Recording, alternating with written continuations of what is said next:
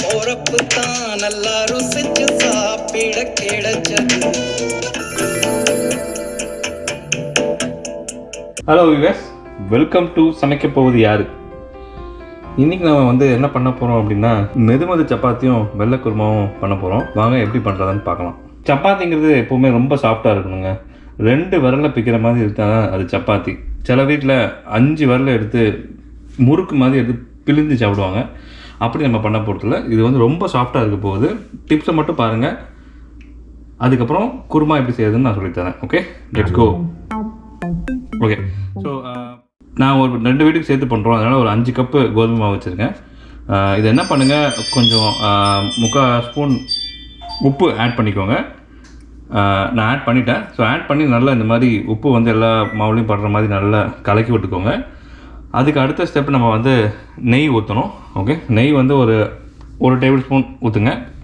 ஊற்றி நெய் எல்லா மாவுலையும் படுற மாதிரி நல்லா கிண்டி விடுங்க ஆக்சுவலாக. ஓகே,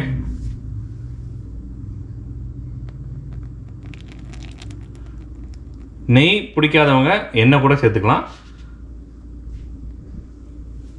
ஓகே, ஸோ நல்லா சாஃப்டாக எல்லா இடத்துலையும் படுற மாதிரி நல்லா கிண்டி விடுங்க ஃபஸ்ட்டு.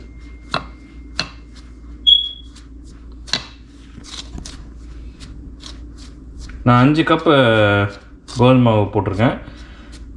ஸோ இதுக்கப்புறம் நம்ம தண்ணி கொஞ்சம் கொஞ்சமாக விட்டு பசையணும் ஆக்சுவலாக. ஸோ இப்போ நம்ம தண்ணியை ஊற்ற ஆரம்பிக்கலாம். தண்ணியை கொஞ்சம் கொஞ்சமாக ஊற்றுங்க. ஓகே, நல்லா அடித்து பசைங்க. 5 கப் மாவுக்கு ஒரு 2 கப் தண்ணி தேவைப்படும்.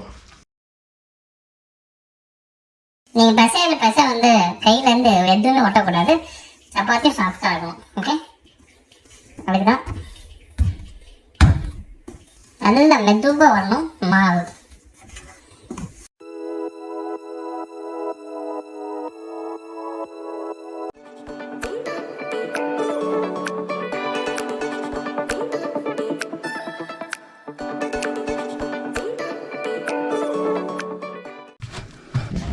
ஓகே, இன்னும் கொஞ்சம் நெய்னாலும் போட்டுக்கோங்க ஆக்சுவலாக. ஓகே, இன்னும் கொஞ்சம் சாஃப்டாக இருக்கும். ஸோ இப்போ பாருங்கள், கையில் ஒட்டவே இல்லை பாருங்கள். ஏன்னா கை கழுவிட்டு வந்துட்டேன்.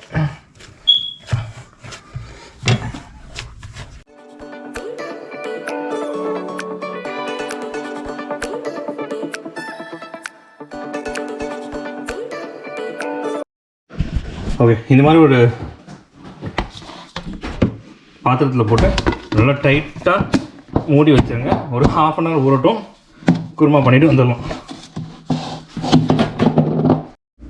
ஓகே, நம்ம இப்போது குருமா பண்ணுறதுக்கு ரெடி ஆகிட்டோம். இந்த குருமா வெள்ளை குருமா. ஓகே, இதுக்கு என்னென்ன பொருட்கள் தேவைங்கிறத நான் சொல்கிறேன். ஃபஸ்ட்டு கிரைண்ட் பண்ணுறதுக்கு, மசாலா கிரைண்ட் பண்ணுறதுக்கு தேங்காய் ஒரு கப், பொரிகடலை 3 டேபிள் ஸ்பூன், 4 பச்சை மிளகா, கசகசா 1 டேபிள் ஸ்பூன், பட்டை 3 ஏலக்காய், பெருஞ்சீரகம் 8 முந்திரி பருப்பு. இதை 1/4 கப் தண்ணி ஊற்றி மையாக அரைக்க வேண்டியது உங்கள் பொறுப்பு. ஓகே, அதுக்கப்புறம் குருமாவுக்கு வேறு என்ன தேவைன்னா, கேரட், உருளைக்கிழங்கு, பட்டாணி, பீன்ஸ் இருந்தால் பீன்ஸு. இந்த 4 காய்கறிகள் ரொம்ப முக்கியம் வெள்ளை குருமாவுக்கு. அதை இந்த மாதிரி பொடிசாக கட் பண்ணி வச்சுக்கோங்க. அதுக்கப்புறம் அரை வெங்காயம் பொடியாக நறுக்கியது. அதுக்கப்புறம் பே லீஃப் 1, சீரகம் 1 டேபிள் ஸ்பூன், கொத்தமல்லி, கருவேப்பிலை, எக்ஸட்ரா அதெல்லாம் எடுத்து வச்சுக்கோங்க ஆக்சுவலாக. ஓகே, ஸோ இப்போ நம்ம மையாக அரைச்சிட்டு வந்துடலாம். ஃபஸ்ட்டு வாங்க மையாக அரைக்கலாம். ஓகே, இப்படி மையாக அரைச்சாச்சு. இதுக்கப்புறம் நம்ம ரெடி பண்ண ஆரம்பிக்கலாம் குருமாவை. லாஸ்ட் டைம் நான் இஞ்சி பூண்டு பேஸ்ட்டை சொல்ல மறந்துட்டேன். இஞ்சி பூண்டு பேஸ்ட்டு அடுப்பை பற்ற வைத்து கொள்ளவும். ஓகே, எண்ணெயை ஊற்றிக்கோங்க. ஃபஸ்ட்டு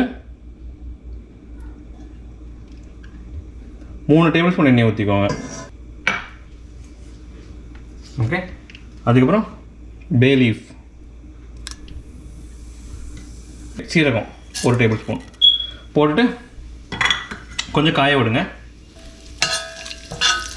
ஓகே, இதுக்கப்புறம் நம்ம போட வேண்டியது ginger garlic paste. Okay, so ginger garlic paste எடுத்துக்கோங்க, போட்டுருங்க.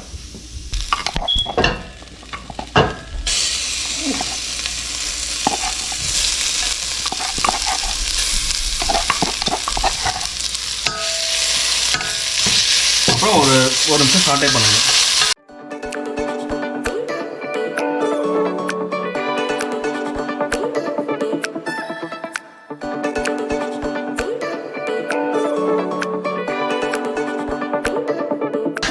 ஓகே, இப்போ கொஞ்சம் கிண்டி விட்டாச்சு.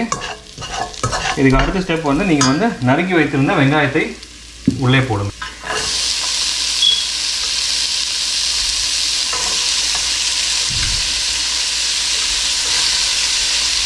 ஓகேங்க, வெங்காயத்தை போட்டாச்சு.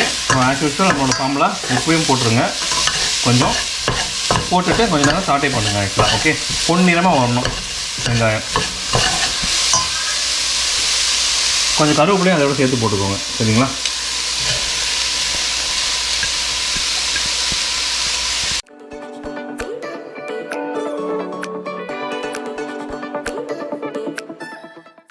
ஓகே, உப்பு கையால் போடணும்.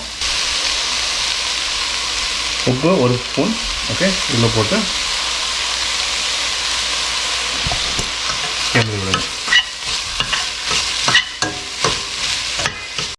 வெங்காயம் ஓரளவு வதங்கிடுச்சு. ஓகே, அந்த ஸ்மெல்லும் கொஞ்சம் எட்டி பார்த்துருக்கு.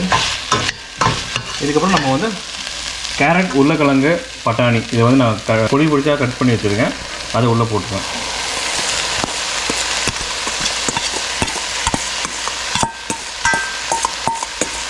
ஓகே, இதுக்கப்புறம் நம்ம என்ன பண்ணணும் அப்படின்னா வாட்டர் வந்து கொஞ்சம் ஆட் பண்ணிவிட்டு ஒரு 5 நிமிஷம் பாயில் பண்ணுங்க. ஆக்சுவலாக ஓகே, கொஞ்சம் சாட்டே பண்ணிக்கோங்க. ஒரு 2 மினிட்ஸ் சாட்டே பண்ணிவிட்டு எல்லாம் மிக்ஸ் ஆகணும். மிக்ஸ் ஆனதுக்கப்புறம் வாட்டர் ஊற்றிட்டு ஒரு 5 மினிட்ஸ் மூடி போட்டு பாயில் பண்ணுங்கள். ஓகே,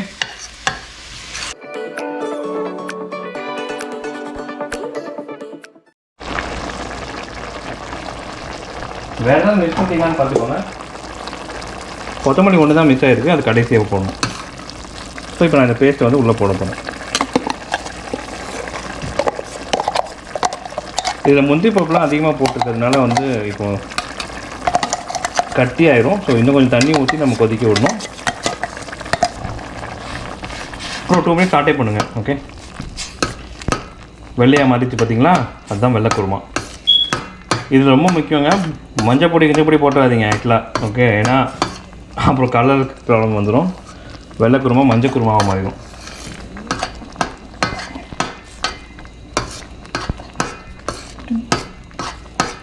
ஓகே,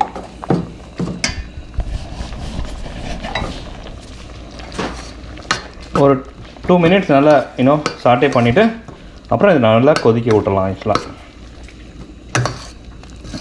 பாருங்கள், அந்த கன்சிஸ்டன்சி பாருங்கள், அதுதான் ரொம்ப முக்கியம். கன்சிஸ்டன்சி வாழ்க்கையில்.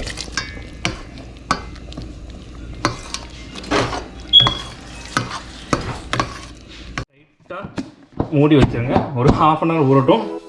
குருமா பண்ணிவிட்டு வந்துடலாம்.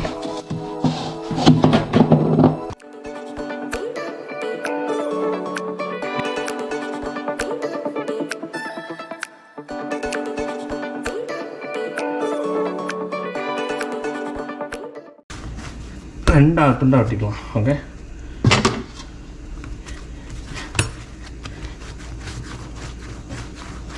ஓகே, இப்போ குட்டி குட்டி துண்டாக கட் பண்ணி உருண்டைக்கு விட்டு போகிறோம். அதுக்காக தான் இப்படி பண்ணிட்டு இருக்கேன்.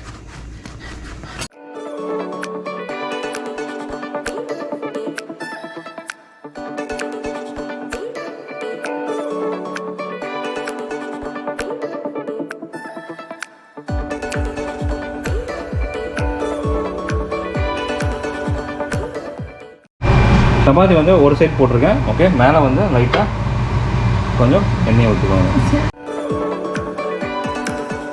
கொஞ்சம் நல்லா இப்படி டிஷ்யூ வச்சு கொஞ்சமாக பொட்டி எடுங்க. மெது சப்பாத்தி, ஒயிட் குருமா ரெண்டும் அட்டகாசமாக ரெடி ஆயிடுச்சு. நீங்களும் கண்டிப்பாக இந்த ரெசிபி உங்கள் வீட்டில் ட்ரை பண்ணுங்கள். இந்த வீடியோ பிடிச்சிருந்தா லைக் பண்ணுங்கள், உங்கள் ஃப்ரெண்ட்ஸ் கிட்ட ஷேர் பண்ணுங்கள். மறக்காமல் சமைக்க போவது யாரு சேனலுக்கு சப்ஸ்கிரைப் பண்ணிவிடுங்க. கூடவே இந்த பெல் ஐக்கனை கிளிக் பண்ணிவிடுங்க. நன்றி, வணக்கம்.